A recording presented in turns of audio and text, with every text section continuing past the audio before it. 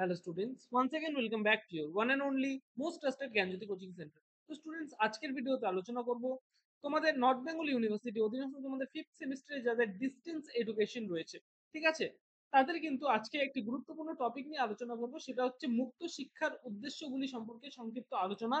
এই যে তোমাদের প্রশ্নটি রয়েছে, এই প্রশ্নটি নিয়ে কিন্তু আলোচনা করবো বিস্তারিতভাবে। ভিডিওটাকে লাস্ট পর্যন্ত দেখবে, খুবই ইনফরমেটিভ একটা ভিডিও হতে চলেছে, ঠিক আছে। 6 মার্কসের জন্য কিন্তু মানে ইম্পর্টেন্ট একটা কোয়েশ্চেন। ওকে, চলো শুরু করা যাক আজকের ক্লাসটি। দেখো কি বলেছে, মুক্ত শিক্ষার উদ্দেশ্যগুলি কি কি। নাম্বার ওয়ান আফটার অ্যানাদার আমি কিন্তু এক এক করে কিন্তু পয়েন্টস গুলো নিয়ে আলোচনা করবো, ঠিক আছে। সার্বিক সমাজ কল্যাণ, ঠিক আছে। সমাজের সব শ্রেণীর মানুষের কাছে শিক্ষার সুযোগ সুবিধাগুলোকে পৌঁছে দেওয়া হচ্ছে এই মুক্ত শিক্ষার কিন্তু উদ্দেশ্য। বোঝা গেল? আচ্ছা, নাম্বার টু, দূরাগত শিক্ষা ব্যবস্থার সহযোগিতা ও সমন্বয় সাধন। দূরাগত শিক্ষা ব্যবস্থাগুলিকে, মানে দূরাগত শিক্ষা ব্যবস্থা বলতে বোঝাচ্ছে ডিস্টেন্স এডুকেশন। ওকে, শিক্ষা ব্যবস্থাগুলিকে সহযোগিতা করা এবং তাদের মধ্যে সমন্বয় সাধন করা হচ্ছে এই মুক্ত শিক্ষার কিন্তু উদ্দেশ্য। নাম্বার থ্রি, অনগ্রসর শ্রেণীর মানুষকে শিক্ষা দেয়, ঠিক আছে। সমাজের পিছিয়ে পড়া মানুষগুলো যারা আছে, সেই পিছিয়ে পড়া মানুষের কাছে কিন্তু শিক্ষার আলো পৌঁছে দেওয়া হচ্ছে এই মুক্ত শিক্ষার কিন্তু উদ্দেশ্য।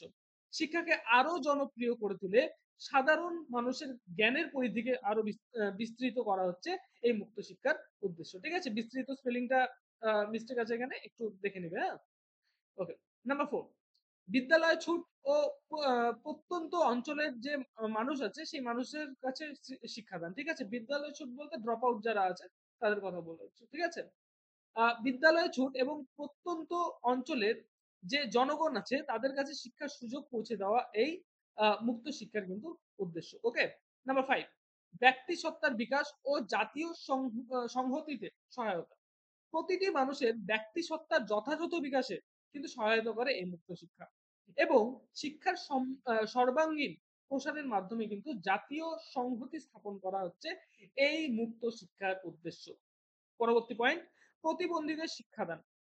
শারীরিক ও মানসিক প্রতিবন্ধী মানুষ যারা আছে, যারা দেখতে পায় না, মানে কানে শুনতে পায় না, ঠিক আছে, শারীরিকভাবে চলতে ফিরতে যারা অক্ষম, ঠিক আছে, সেই সমস্ত প্রতিবন্ধী যে মানুষ আছে, ঠিক আছে, যারা প্রথাগত মানে নিয়মতান্ত্রিক যে শিক্ষা আছে সেই শিক্ষায় শিক্ষিত হতে পারে না, তাদের জন্য শিক্ষা ব্যবস্থা করা হচ্ছে এই মুক্ত শিক্ষার উদ্দেশ্য।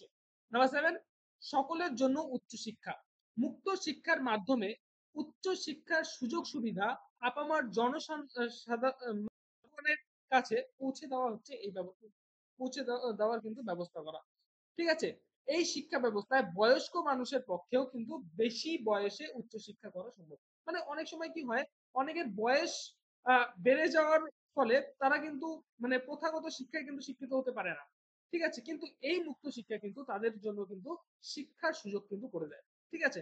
নাম্বার এইট, জীবনব্যাপী শিক্ষা অর্জন। হবি বা শখ হিসেবে বহু মানুষের মধ্যেই সারা জীবন ধরে কিন্তু বিভিন্ন বিষয়ের জ্ঞান অর্জনের কিন্তু আগ্রহ দেখা যায়, ঠিক আছে। জনগণের এই আগ্রহ পূরণ মুক্ত শিক্ষার কিন্তু বিশেষ উদ্দেশ্য, ঠিক আছে। অনেকে হয় না যে কোনো একটা বিশেষ মানে সাবজেক্টের উপর একটা আগ্রহ রয়েছে, ঠিক আছে। এই যে আগ্রহ, এই আগ্রহ পূরণে কিন্তু মুক্ত শিক্ষা বিশেষভাবে সহায়তা করে, ঠিক আছে। তো স্টুডেন্টস, এই ছিল আমাদের আজকের মানে এই যে নোটটা রয়েছে, এই নোটটার ডিসকাশন, ঠিক আছে। তো স্টুডেন্টস, তোমরা যদি আমাদের সাথে অনলাইনে যুক্ত হতে চাও, জ্ঞানজ্যোতি কোচিং সেন্টারের পক্ষ থেকে প্রোভাইড করা 100% কমন সাজেশন এবং নোটস পত্রগুলো যদি পেতে চাও, অবশ্যই যোগাযোগ করো জ্ঞানজ্যোতি কোচিং সেন্টারের অফিসিয়াল দুটো হেল্পলাইন নাম্বার, সেটা হচ্ছে 7076398606 নাম্বার, অথবা 6295916282 নাম্বার। এই দুটো নাম্বারে তোমরা আমাদের সাথে যোগাযোগ করতে পারো। তোমাদের যেটা টোটাল কোর্স ফি রয়েছে সেটা হচ্ছে শুধুমাত্র 499 রুপিস। ওকে, সিবিসিএস এর আন্ডারে যারা রয়েছে। তো স্টুডেন্টস, দেখা হচ্ছে একটা নতুন ভিডিওতে নতুন কোনো টপিকের সাথে। Till then, keep learning, keep exploring. Thank you so much.